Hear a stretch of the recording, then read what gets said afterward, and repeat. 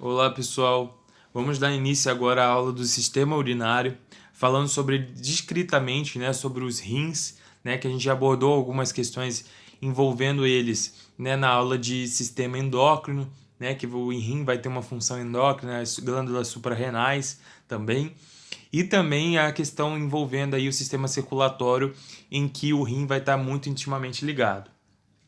Os rins apresentam grandes funções na homeostase do organismo e vocês vão entender o porquê daqui para frente, beleza? Bom, de modo geral, o sistema urinário vai ter aí a presença aí dos rins, fazendo a síntese da urina e da excreção, que vai produzir urina e vai ser transportada por meio dos ureteres, essas estruturas em amarelo, parecendo grandes canudos, que vão se ligar o rim à bexiga. A bexiga vai ter o papel aí do armazenamento da urina e, por fim, a urina vai ser liberada da bexiga para a uretra para ser excretada por meio externo, beleza? Além dessa figura, dessas estruturas que eu falei para vocês, a gente tem as glândulas suprarrenais, que a gente descreveu bastante, lá na aula de sistema endócrino, então dá uma olhadinha lá naquela aula, beleza? E as glândulas suprarrenais vão estar aí presentes como se fosse um chapéuzinho em cima do rim, produzindo adrenalina, mineralocorticoides, corticoides, renina, outros tipos de hormônios que vão estar presentes aí na homeostase do organismo, beleza? Bom, olhando para os rins, a gente tem umas diferenciações histológicas e anatômicas, beleza? De modo macroscópico. Então, a gente olha para o rim, a primeira coisa que a gente vai diferenciar é córtex e medula. O rim ele apresenta uma medula, que é a porção mais interior do rim, e o córtex, que é a porção mais exterior, o cortical, beleza? Bom, o córtex ele vai ter uma porção histológica de unidades formadoras de néfrons, tá? E esses néfrons vão se juntar formando aí a porção cortical, beleza? E, de modo geral, a gente consegue observar nas estruturas histológicas as diferenciações em pirâmides renal, formada aí na medula, que vão desembocar em cálices, e desses cálices vão desembocar para a pelve renal. E da pelve renal vão se ligar lá para formar o ureter e desembocar a urina. Então a urina começa a ser formada ali nas unidades de néfron, lá no córtex, e começa a ser ejetada, excretada aí todo esse processo para a pirâmide renal, depois para o cálice, cálice maior, cálice menor, e depois para a pelve renal, que é aí a abertura, lá no hilo renal, em que vai sair vai desembocar o ureter, beleza? Bom, aqui a gente tem uma figura, do que eu falei para vocês de modo mais microscópico do néfron. Essa aqui é a estrela do rim. Então, nossos rins apresentam milhares de milhões de néfrons espalhados, distribuídos, por todo o córtex, toda a cápsula renal, beleza? Em que esses néfrons vão ter diferentes estruturas em que serão absorvidas e secretadas substâncias para fazer a produção da urina que vai ser excretada, tá? Então a gente necessita que seja excretadas substâncias e a gente necessita que seja reabsorvidas substâncias, beleza? Então, vamos lá entender como ocorre o processo de formação da urina. Então a gente olha, primeiramente, que tem uma cápsula, chamada de cápsula de Bowman. Essa cápsula de Bowman vai alojar uma rede de capilares que é o glomérulo. Então chega-se uma artéria, a artéria renal, ela se diferencia em inúmeras arteríolas. E a gente vai ter as arteríolas aferentes entrando na cápsula de Bowman, se diferenciando em inúmeros capilares, dividindo em inúmeros capilares, que vai formar tipo um miojo aí dentro dessa cápsula de Bowman, que vai ser o glomérulo renal, tá bom? Então esse glomérulo vai ser esse miojo de vasos sanguíneos, de arteríolas pequenininhas, que vão ter íntima relação com a cápsula de Bowman, sendo envolvida pela cápsula de Bowman, beleza? Após esse processo de filtração, vai sair a arteríola eferente, tá bom? Depois que foi passado pela cápsula de Bowman, vai sair pela arteríola eferente para voltar para a circulação sanguínea, beleza? Então, quando essa substância, esse sangue, né, ele chega a esses capilares aí glomerulares, inicia-se o processo de filtração glomerular para tirar as substâncias que necessitam ser tiradas, beleza? O que não pode, o que geralmente não passa pela cápsula de Bowman, tá? O que não passa por esse processo de filtração? Grandes proteínas, como por exemplo, albumina, as grandes bactérias, geralmente proteínas de grande peso molecular, geralmente não passam por essa cápsula de Bowman, tá? Mas há substâncias como íons, por exemplo, e outros tipos de moléculas que acabam passando por essa cápsula de Bowman, são filtradas e vão contribuir para o processo de excreção, beleza? Aquilo que passou e não poderia ser passado ou que necessita ser reabsorvido, será reabsorvido em outras unidades do néfron. Mas aqui vai começar o início do processo de filtração, ok? Então, olhando para essa figura aqui no néfron novamente, a gente consegue observar que além da cápsula de Bowman, a gente tem artérias não só nela, mas por todo o envolvimento do néfron, tá? Então, a gente consegue observar o glomérulo na cápsula de Bowman. Logo em seguida, a gente tem uma porção chamada túbulo proximal ou túbulo contorcido proximal. Depois a gente tem a alça de Henle, que é tipo uma alça mesmo que se aloja aí, que vai estar muito relacionado com a reabsorção de água. E depois o túbulo contorcido distal. Beleza? Então tem o glomérulo, o túbulo contorcido proximal, a alça de Henle, o túbulo contorcido distal e, por último, o ducto coletor. A junção de diversos ductos coletores vão desembocar lá na ureter para a saída final da urina. Ok? Bom, de modo mais simples, né, a gente tem a divisão aí da formação, né, a relação com esses tipos de estruturas do néfron. Então, de modo geral, novamente, número 1, a cápsula renal, número 2, o túbulo contorcido proximal, o número 3, a alça néfica ou alça de Henle, tá? E o número 4, o túbulo contorcido distal, beleza? Por fim, número 5, o túbulo coletor, que vai aí formar aí a urina no final, beleza? Que vai ser excretado para os uretreres. Bom, e como que vai ser o processo de urina, da formação da urina?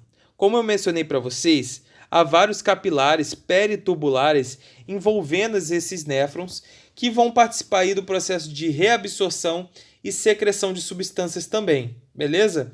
Então, quando passa pela filtração, toda essa urina é formada, a setinha verde, as setinhas verdes representam a reabsorção, ou seja, que vai voltar para a corrente sanguínea, tirando de dentro dos ductos, né, dos túbulos néfricos e voltando para dentro da corrente sanguínea.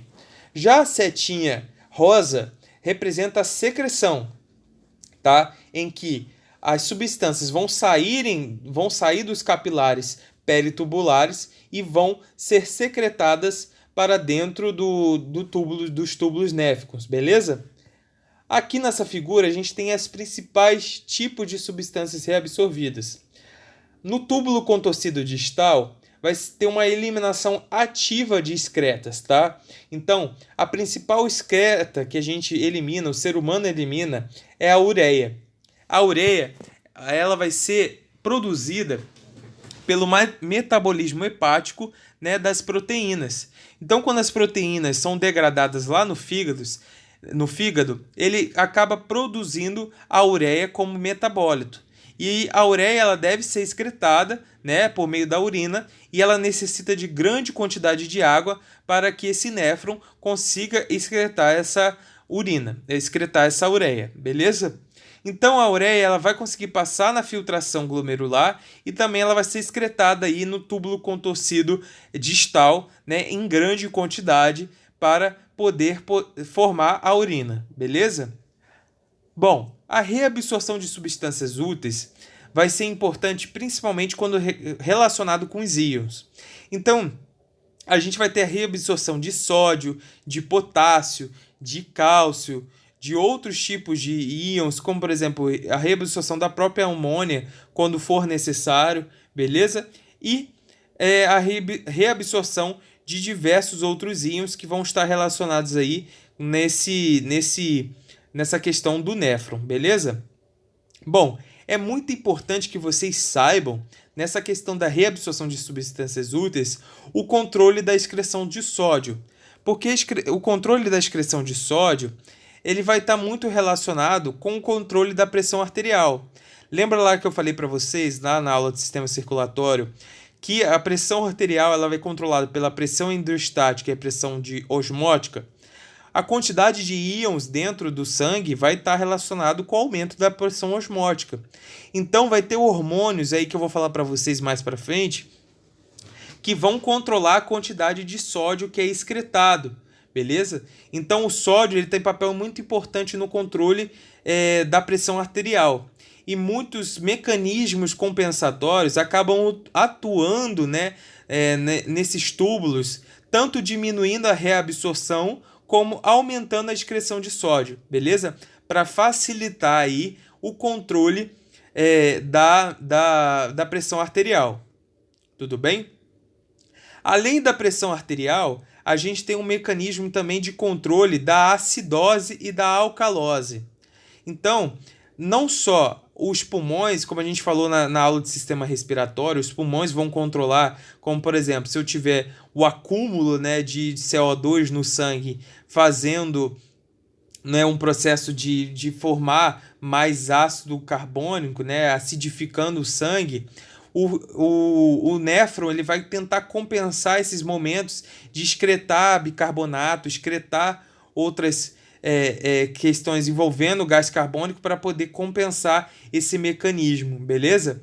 Então, eu estou citando alguns exemplos para vocês conhecerem que o rim ele não só forma urina, tá? Não só excreta, mas também o rim participa ativamente de mecanismos compensatórios que são necessários para a manutenção da vida.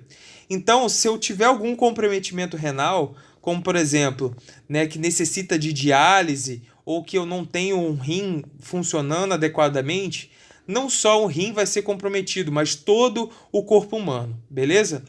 Por último, a gente tem a reabsorção de água, tanto na alça de Henle como no ducto coletor, que vão ser responsáveis pela reabsorção hídrica, ok? Então, a gente vai ter aí a formação da urina, tanto pela regulação de íons como regulação de água, ok?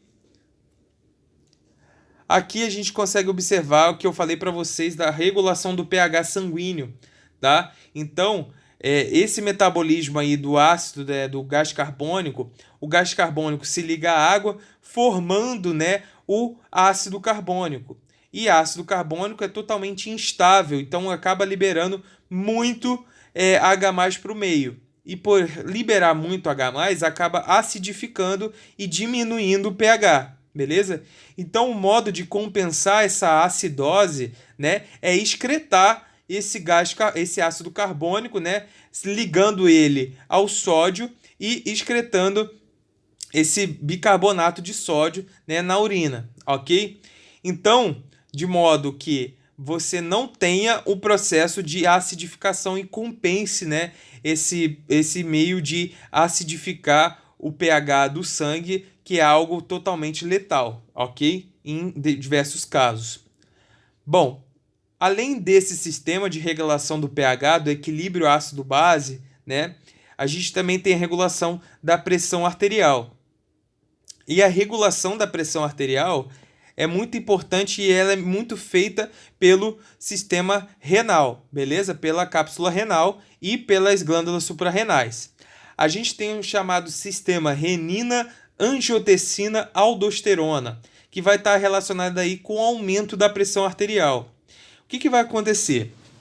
Em algumas situações, em que a queda da pressão arterial vai ser o estímulo para acionar esse sistema.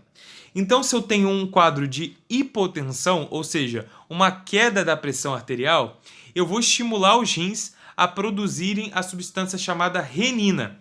E o que a renina vai fazer? A renina produzida pelos rins, ela vai atingir, né, um chamado angiotensinogênio, que é uma substância inativa, e ela vai ativar essa substância, convertendo esse angiotensinogênio em angiotensina 1. Quando eu convertir a angiotensina 1, eu vou ter uma outra, ela vai ser necessário ser convertida na substância mais ativa ainda, que é a angiotensina 2, tá?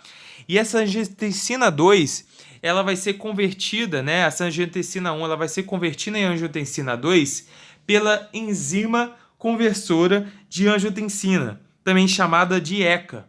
Essa ECA, ela vai converter a angiotensina 2 em angiotensina 1 em angiotensina 2 e, por fim, a angiotensina 2, ela vai atuar tanto nos vasos sanguíneos, fazendo a vasoconstrição e aumentando a pressão arterial, como também vai estimular as glândulas suprarrenais a liberarem a aldosterona.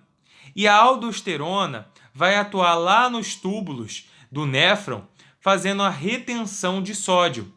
Então, vai aumentar a quantidade de sódio dentro dos vasos sanguíneos. E, consequentemente, você vai aumentar a pressão osmótica e aumentar a pressão arterial. Ou seja, o sistema renina-angiotensina-aldosterona é um sistema muito importante para a manutenção da pressão arterial, fazendo com que ela aumente. Então, situações em que ocorre a hipotensão arterial, ou seja, queda da pressão arterial, esse sistema vai ser atuado para compensar e fazer o aumento da pressão arterial, beleza?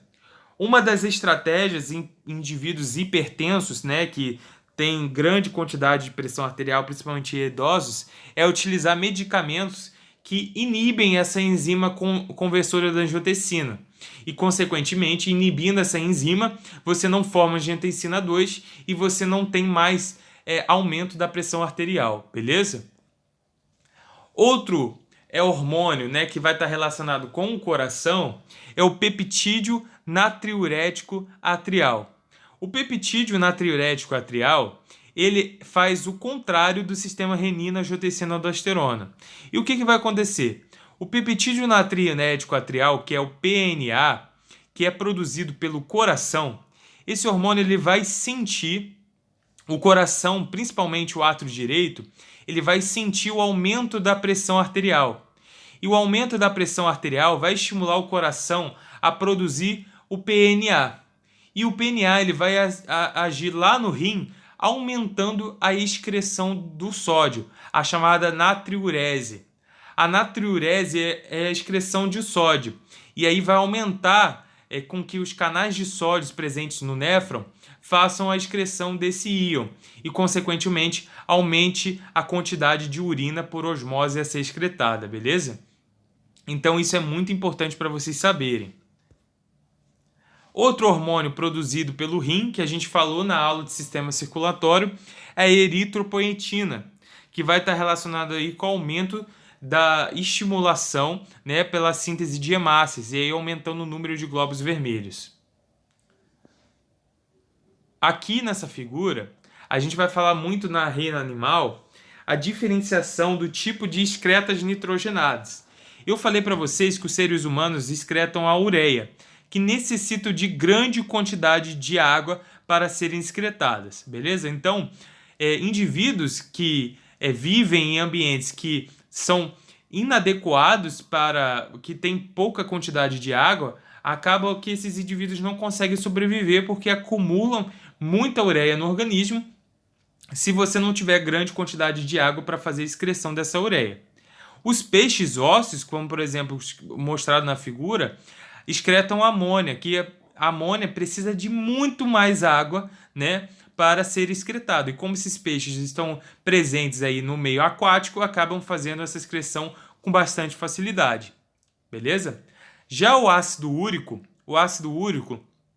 é uma excreta nitrogenada insolúvel, ou seja, ela não se solubiliza em água muito adequadamente. E por conta disso, você não precisa de grande quantidade de água para que ocorra a excreção do ácido úrico. E por conta disso, o ácido úrico é a excreta mais favorável, né, para que os répteis e as aves possam fazer excreta da excreção de forma adequada, porque ela necessita de pouca água para ser excretada. Então, tanto os répteis como as aves excretam o ácido úrico, tá? Que é uma excreta sólida. Então, as aves, por exemplo, elas liberam por meio da cloaca, né, a excreta junto com as fezes, porque fica como se fosse um sal, né? O ácido úrico sendo liberado e não há a formação de urina, né, líquida nessas aves, beleza? Então, por conta disso, o ácido úrico é preferível, ok? Aqui uma questão, né, falando um pouco, né, dessa questão que eu falei para vocês dos néfrons, né? Eu quero que vocês resolvam essa questão falando sobre o tamanho da alça de Henle. A alça de Henle vai estar relacionado com a reabsorção de água, beleza? Então eu quero que vocês pensem nessa questão e falem, me respondam, me mandem no privado a resposta que vocês dariam para ela, beleza? Que a gente vai discutir mais para frente. Então leiam com calma, pausem o vídeo, leiam essa questão que é do vestibular da UERJ, que é a Universidade Estadual do Rio de Janeiro, e respondam comigo no meu privado que a gente vai discutir essa questão com vocês, beleza?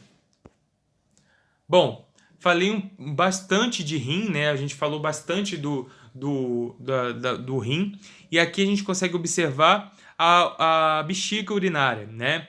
Então a urina formada lá no rim, ela vai ser conduzida até os ureteres. Os ureteres eles vão ser inseridos na bexiga urinária. A bexiga urinária tem uma camada muscular, camada de tecido epitelial e conjuntivo, tá? E a bexiga urinária ela consegue se contrair e se relaxar, beleza? Que vai ter a relação tanto com o sistema nervoso autônomo, simpático e parasimpático, que a gente vai falar na aula de sistema nervoso. Na saída da bexiga, a gente tem musculatura tanto voluntária como involuntária, tá?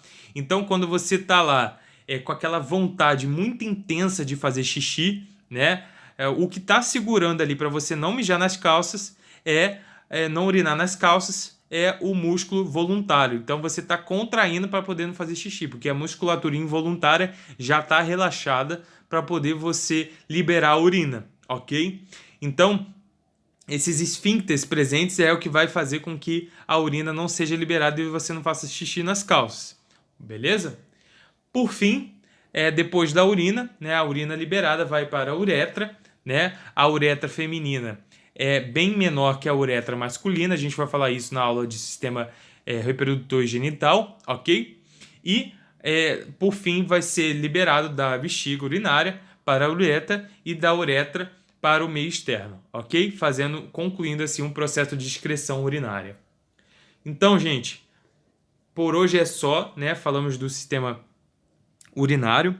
Qualquer dúvida me procurem e estudem, façam os exercícios e sejam interessados, beleza? Estudem bastante, que essa matéria não é fácil, ok? Bons estudos!